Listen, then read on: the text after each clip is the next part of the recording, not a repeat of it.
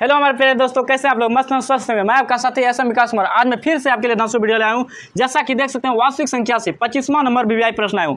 25वां number VVI प्रश्न। मैं उन छात्रों को कहना चाहता हूं कि जो छात्र नए हैं, इस चैनल को जल्द से जल्द सब्सक्राइब कर दीजिए और शेयर भी करिए और बेल आइकन के घंटी को भी दबा दीजिए, ताकि जब भी मैं वीडियो अपलोड करूँ तो आपके मोबाइल में सीधा नोटिफिकेशन के रूप में चला जाए।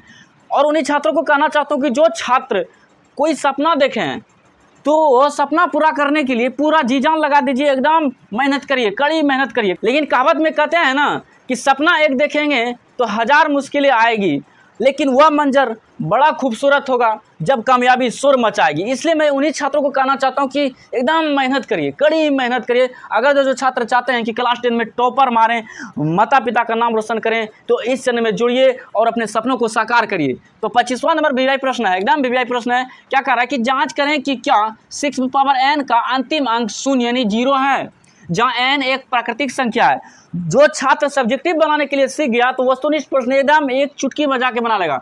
एक चुटकी बजाएगा वो वस्तुनिष्ठ प्रश्न बना के आएगा एकदम 50 में 50 नंबर, 100 में 50 नंबर एग्जेक्टिव लाएगा और थ्योरी भी बना के आएगा एकदम। मैथ में 100 नंबर लाएगा। ठीक है, तो चलिए छात्रों हल करते हैं, इसको हल करते हैं। ऐसे सब प्रश्न को एकदम चुटकी में हल करने से पहले एक उदाहरण देके आपको समझाते हैं।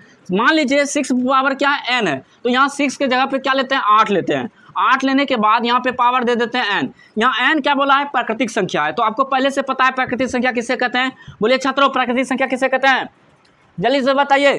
गिनती की संख्या को क्या कहते हैं? प्राकृतिक संख्या कहते हैं। 1 2 3 4 जीरो से कभी स्टार्टअप नहीं होगा, ये गिनती से होगा। 1 2 3 4 5 6 अनंत तक जाएगा। कहाँ जाएगा? अनंत तक जाएगा। जहाँ जाना है जाने दीजिए, इसको कोई दिक्कत नहीं। यहाँ पे क्या बोला है कि क्या 0 पे समाप्त होता है, तो हम चेक करके देखते हैं। 8 पे पावर 1 लेके देखते हैं, 8 आएगा।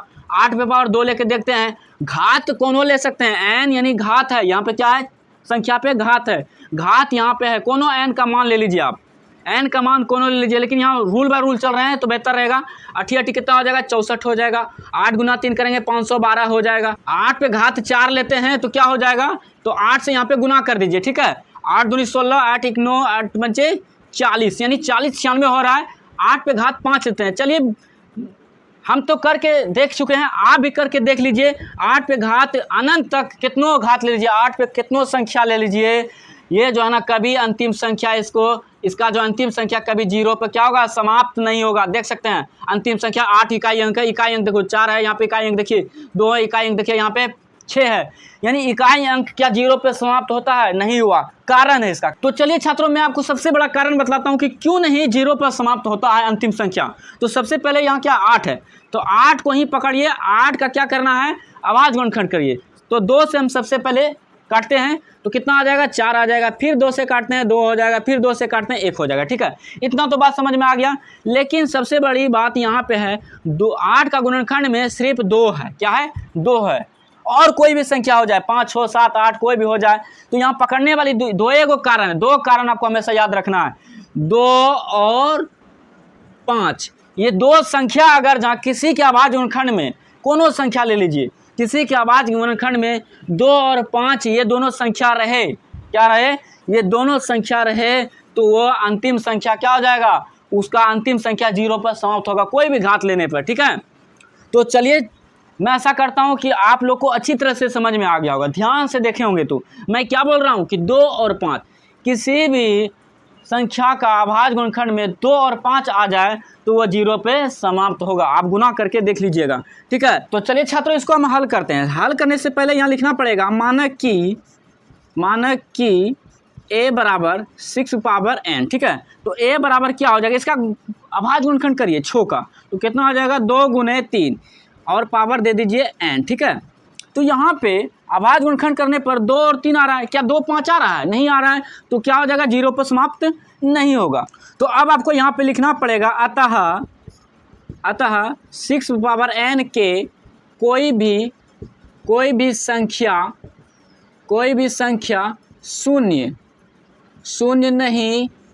नहीं हो सकता है, क्योंकि आपको पहले पता चल गया है, क्योंकि संख्या का अभाज्य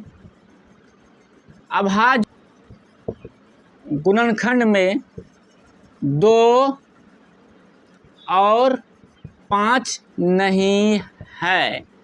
तो आपको इतना बात लिखना पड़ेगा। अगर जब आप इतना बात लिख लेते हैं तो आपको 2 नंबर पूरा मिल जाएगा। ये सवाल आपका हल हो चुका है।